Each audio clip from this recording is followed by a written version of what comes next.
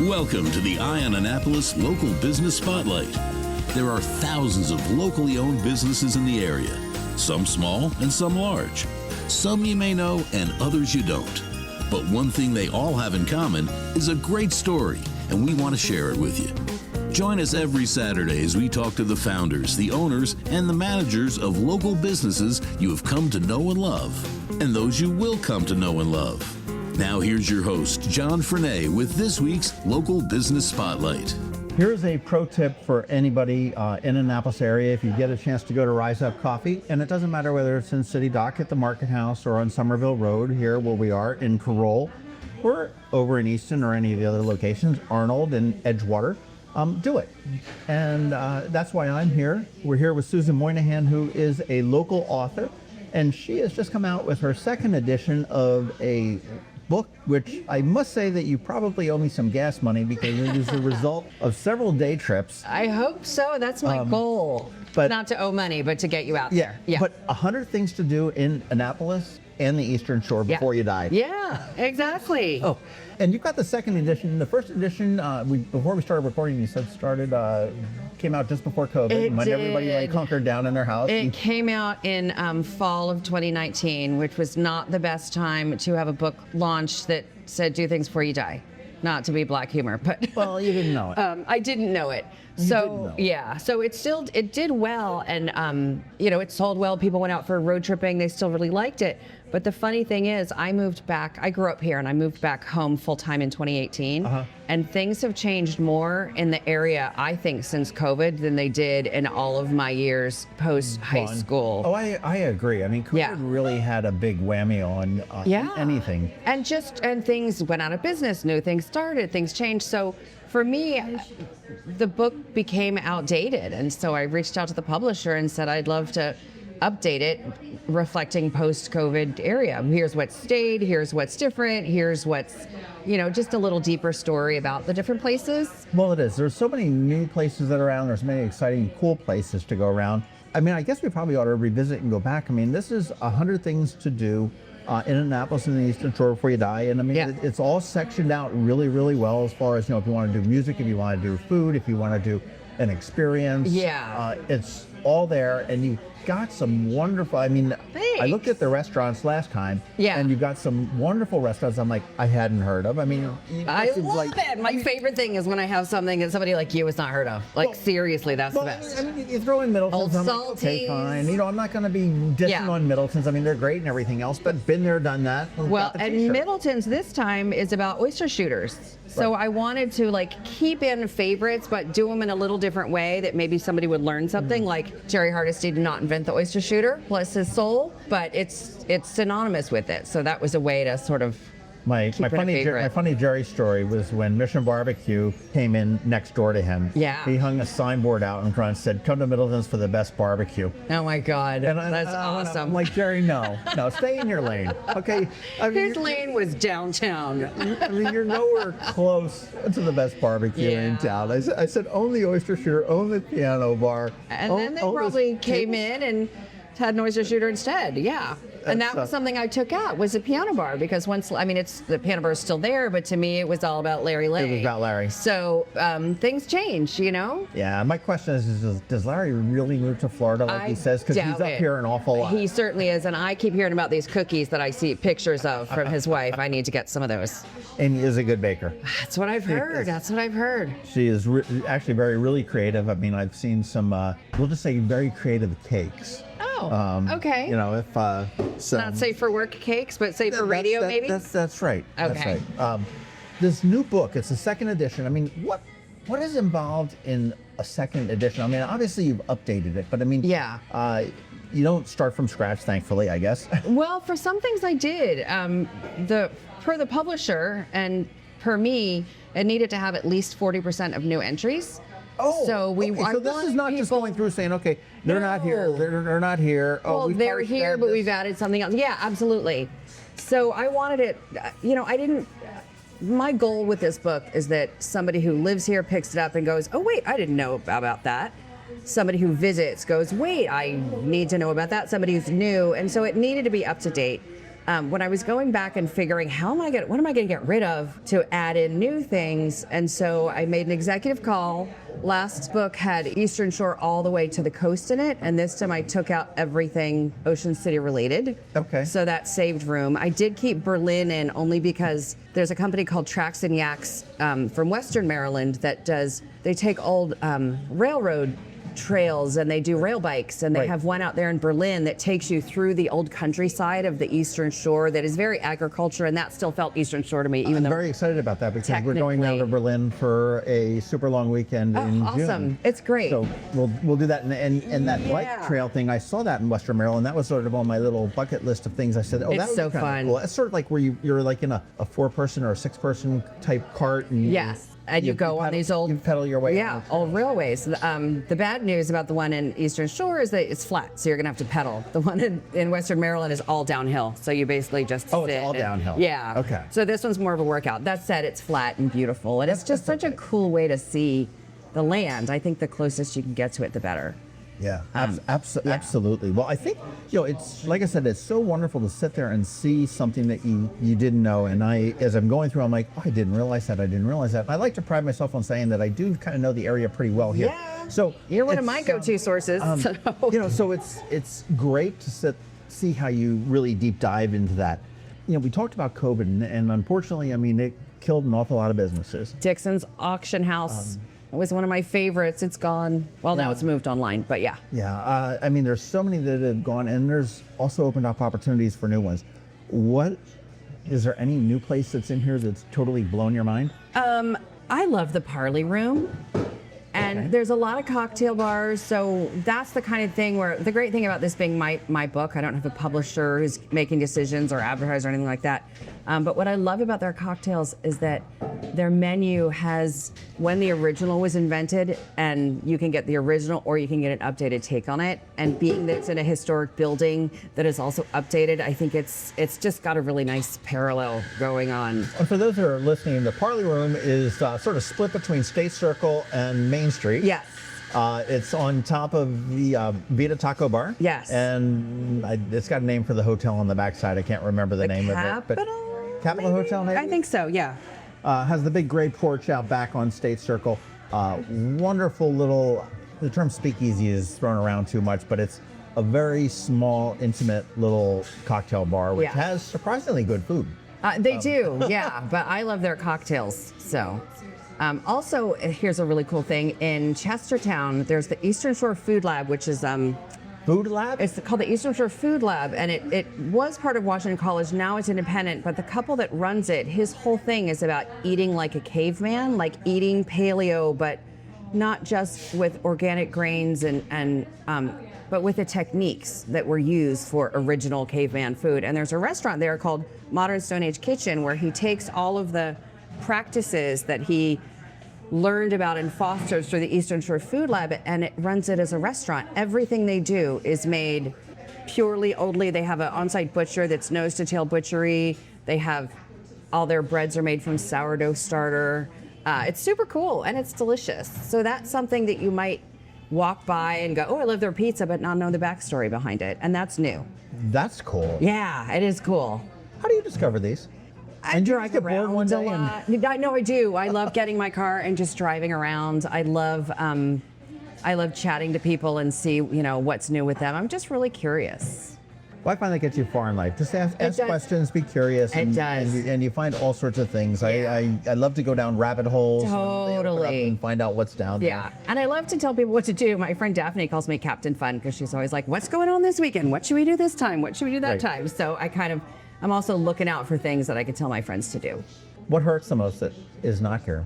We talked about some of the cool new things that have. I loved the Crumpton Auction House Dixon's. It was out in the Eastern Shore, and it was an old-fashioned auction house, and people would come in once a week and bid. You could bid on everything from antiques to farm equipment to old games. It just was such a great throwback. It had been there for, I think, since the 40s, and now it didn't survive. And I also heard down in St. Michael's that the Crab House was.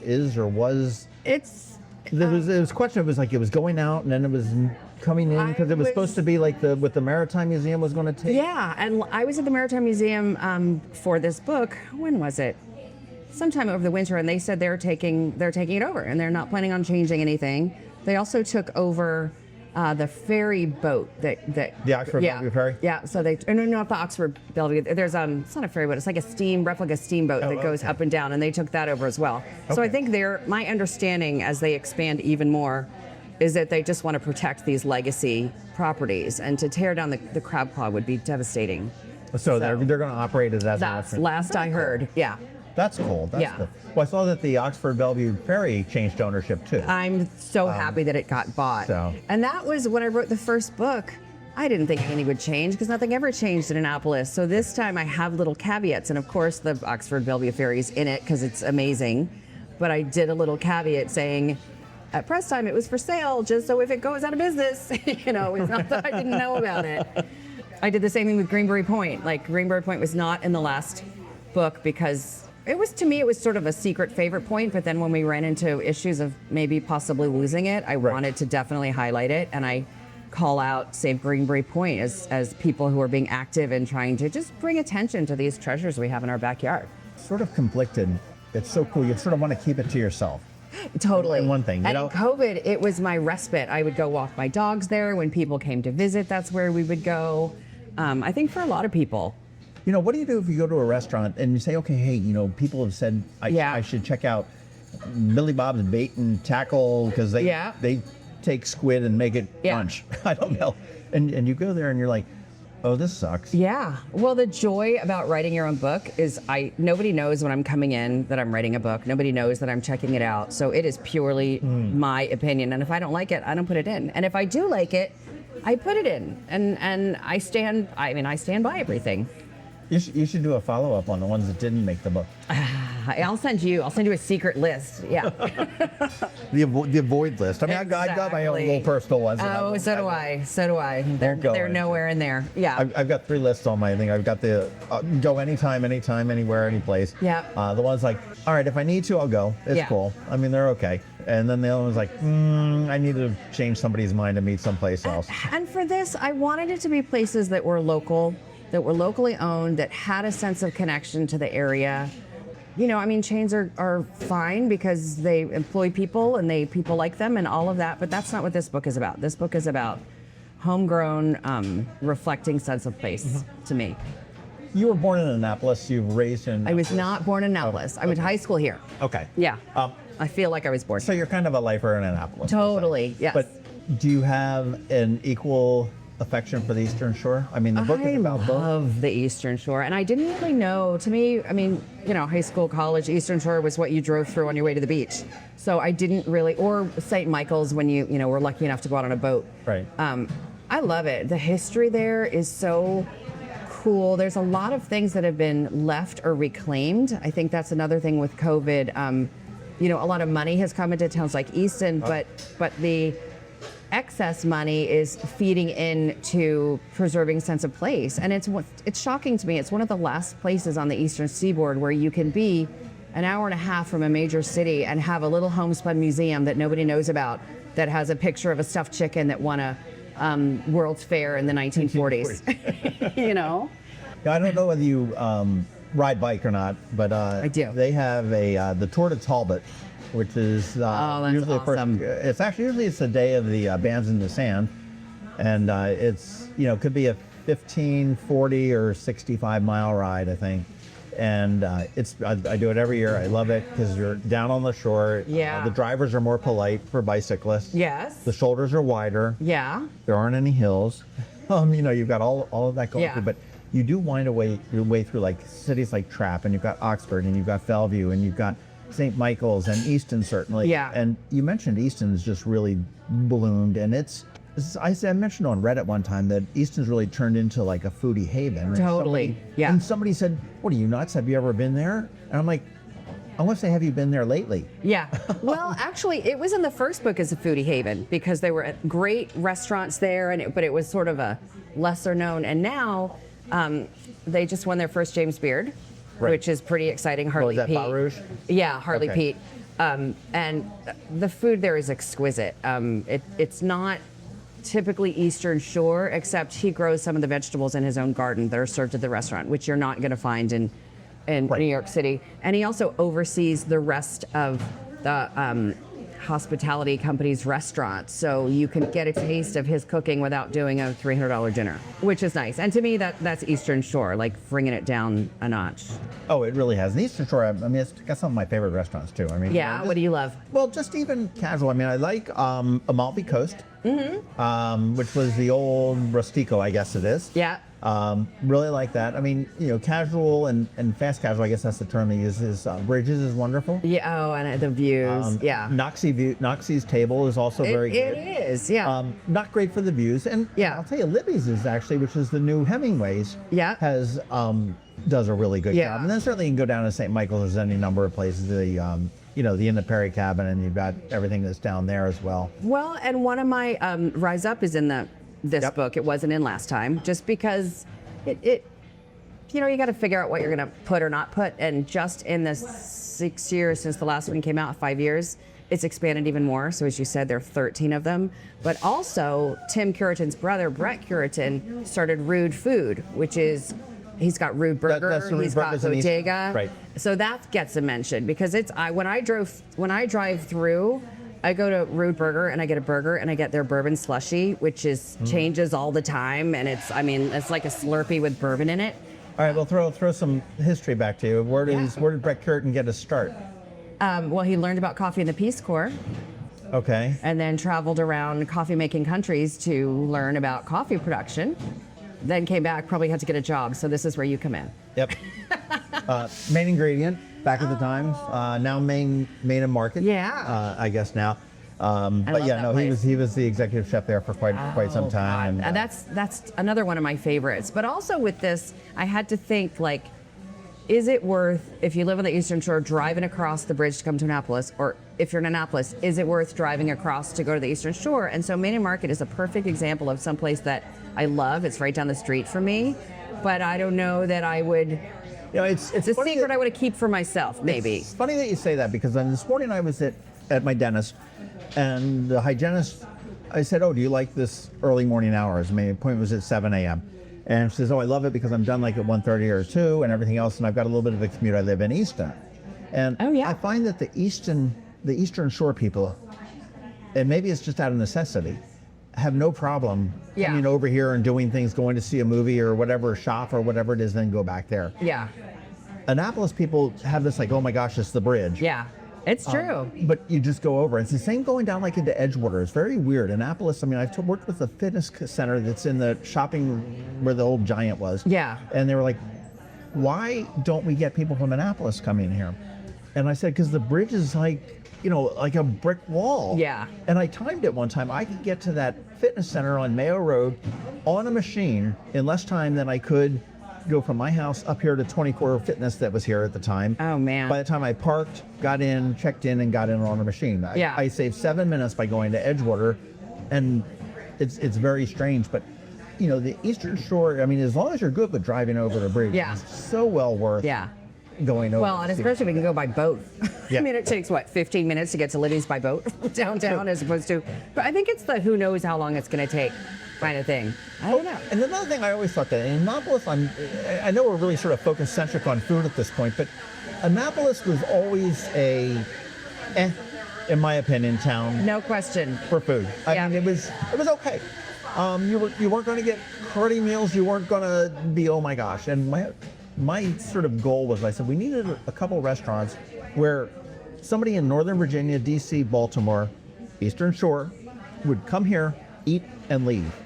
Yeah. Not I'm here seeing the Todd Browning show. Not I'm here seeing the show at Yeah. Rand's Head, or I want to do the Naval Academy, or there's somebody's having a party, or anything like that. Yeah. Or Lights on the Bay, or not Lights on the Bay. Yeah. But Lights Parade. They'll get mad at me if I say Parade of Lights. But none of that. I just want to come here and eat, because there's a zillion places in DC, Yeah. and Baltimore, and Northern Virginia that I will drive out to, Yeah. eat and leave. Yeah. And there weren't very many. And now we do have several. Yeah. I would say in Annapolis, you look at Aqua Al Duo. I Yes. don't know what that made the book. It didn't, because again, It's Florentine owner from DC. Right. I was tempted though. I had to go eat there a lot of times just to make sure the food's fantastic. I mean, food is good, but you look at certainly Bin 909. Absolutely. You look at, I would say Luna Blue is right up there as well. I mean, Erin does a great job. Yeah. With, what she's doing there. Osteria is also very good. I mean, we're now an Italian thing, but there are a number of choices now that you can come into. I think that RAR coming into Chesty's Wharf. I know, it's a nice addition. And I love Sailor Oyster Bar. That's where I always take people who come in from out of town. Just because it's to have a restaurant that doesn't have a traditional kitchen and puts out killer food is... How many people cook with blowtorches? Exactly. I wouldn't even want to try. That'd Well, sort of like in New Orleans with the Clover Grill where everything's under the hubcaps and everything. I love it. I need to suggest to everybody to start their own bucket list, and this is a good place to do it. And actually, there's a picture of a bucket right on the front. There is. Is this a series? It is. Book? Reedy Press is the publisher. They're out of St. Louis, and their whole thing is about hyper-local travel. So they do bucket lists, books in different areas. So there's 100 things to do in St. Louis. There's 100 things to do in Buffalo. There's 100 things to do. Is there 100 San things to do in Francisco. Buffalo? There are. Yeah, maybe it's Buffalo in the wider area. Yeah. And I could have easily made this 100 things to do in Annapolis, but I wanted to get the Eastern Shore in there because I think it's so great. I mean, you could do 100 restaurants, 100 things to eat in Annapolis. It's so once you start going down, the list is so long. This is 100 things to do in Annapolis and the Eastern Shore before you die. And before you die, there's a number of things here. I don't know whether you're going to be able to get through them all. I've done everything in the book. Do you have a favorite experience? I do. And I didn't know about it last time. Smith Island, which is magical, has the northernmost pelican rookery. So little baby pelicans. And you can go out in the spring with Delmarva Birding on a boat and go see them on these uninhabited little protected islands with all their babies catching fish. It's astounding. And you go out with watermen who do these waters every day, and they're as odd as you are watching the little baby pelicans. So that's an absolute favorite. I love the water rodeos. Chesapeake Cowboys, I think when, people don't think of rodeo in Annapolis, but it's so fun to watch, and it's so amazing how fast they can pull those boats in and not hurt anything. I love the water. Especially when you get the little young girls that are doing it too. Yeah. She was kicking some ass this year. I love the Water's Edge Museum, which is new. That's in Oxford. And one of the things about the Eastern Shore and everywhere, history is written by the people who held the pens. But there are black families who have been here since pre-revolutionary days, just like there are white families and, Native, every kind of family. And so this museum specifically tells their story, and it's all told, by families who go in and go, oh, I know that picture, that person in that picture. Here's the backstory behind it. Oh, I know that person. Here's the backstory behind this. So it's a total example of a homespun, beautifully put together museum that tells stories that aren't always heard. The Waterman's Museum in Tillman Island does the same thing. There's also, I would say that the Historic Annapolis Museum at the foot of Main Street is fantastic as well. Yeah. And even for people that live here, I mean, it's worth the $15 or whatever it is to go in. Absolutely. And the one thing that I particularly like about that is that it's got a lot of windows, and as you look out underneath each window, there's a plaque telling you pretty much what you're looking at. Okay, there's the State House, there's this. And you really get an idea of exactly how walkable the town is. Yeah. And how far it is. And they do cover Eastport. You can't see it from there, but how far it is, and the Maritime Museum and everything else. And the museums that we have in this state, the little ones are just, some are private and some are, public. I mean, we've got the Banneker Douglas Tubman Museum, which now has Tubman added to it, which is a wonderful Absolutely. thing. You look at the memorial over on the Eastern Shore to Harriet Tubman. You've got the museums that are, that are in St. Michael's, down at Tillman Island, and the rich cultural history that we have. I mean, we're going to be doing something with the Crownsville Hospital. I know, that will be amazing. I just got goosebumps. One of our great Janice Hayes Williams in town. I mean, she does a wonderful tour. I mean, she just, if you're looking anything about Black history in this area, I mean, she's the one. Yeah. And every county has a historical society. And I find when you walk into them, whatever town you're in, people are so excited to tell stories about their communities. And you never know what kind of artifacts or things that have been donated, but it's such a personal way to look back at where we're from and why we're here. Food-wise, what blew you away in the second edition? Old Salties in Fishing Creek. I had never been down there. Where is Fishing It's Creek? Hooper's Island. Okay. You go to Cambridge and then you keep going and you go down. I mean, it'll probably be underwater in 50 years. But it's this former schoolhouse, family-style, family-owned restaurant, and they have the best imperial that I've had probably in my life. Old Salties. Old Salties. And the drive is half the point because it's such a beautiful drive. You get there when you get there. Food's delicious. The menu's always changing. You can get your crab cakes broiled or fried because you should have the choice because this is Maryland. So yeah, well worth it. 100 Things to Do in Annapolis and the Eastern Shore Before You Die is out now? Yeah, and you should be able to find it anywhere. Okay, and I know you can get it. You mentioned, I'm assuming, Old Fox Books, which Yeah. is a wonderful bookstore on It Maryland is. Avenue in Yeah. Annapolis. You can probably go to almost any bookstore and ask them to order it. Local by Design has it. Bookhounds in St. Michael's is a fantastic new bookstore that wasn't around when the first book came out. They should have it. And if they don't, ask them. Ask them to order. I mean, you can get it at Barnes & Noble. You can get it at probably Word over in Edgewater. If Park Books, maybe. Yeah. And there's that other one, what, Twigs in Chestertown? Is it Twigs? Twigs and Teacups, which is a Yeah. fantastic, it's not just at bookstores, it's also at those great gift shops where you just are looking for an idea. Yeah, and my whole goal was this, is, you have somebody visiting, give them a copy. You have someone who moved here, they can have a copy. And they can just dog ear and do what they do. And I would love to hear if you guys are finding things out there as you're driving around, let me know. My Instagram's Chesapeake Traveler, at Chesapeake Traveler. And that's how I find out some of my favorite things, is just talking to people. That's how the third edition comes out. Right? I know, absolutely. And I would say that, if you are a realtor listening to this is a perfect, thank you kind of a gift basket to Absolutely. do that. I've had Airbnb hosts reach out to me. I've had realtors reach out to me, and all of those, I can tell you where to order them from the publisher or from me. But that's the aim. The point is things to do. It's not things to read about. It's not reading about history. It's getting out there and doing it. And aren't we lucky to live here? Well, there's an awful lot of difference about reading about it and Yeah. watching a video and experiencing it. Exactly. And we got such a cool area to live in, but the Chesapeake Bay is certainly such a great resource that we have. You've got the history and the old-timiness of the Eastern Yeah. Shore. You've got a little bit of, Annapolis likes to call itself a city. I was talking to Jim McCarty from the Zombies the other day, and not the Zombies, the Yardbirds. Oh, fun. And he said, do you call Annapolis? That's a lovely village. I said, I like the word village a lot better than city. or a burg. I don't know what it is, but we are the state capital, so there you That's go. true. Yeah. That's true. Not Baltimore. I hope it never feels like a city. I hope it feels like Annapolis. It really is. It's a small town. It's you never know where the connections will lead you. Amen. Ain't that the truth? So be nice to everybody. But you can follow Susan again on Instagram at Chesapeake Traveler, or you can go to her website, which is susanmoynihan.com, and that's Moynihan, a good Italian name. I And- wish. I wish. I knew that. Italian. Yes. Starts with an I. Same thing. Get this book. Go find it in the bookstores. If it's not there, ask for it. It's a quick, easy read.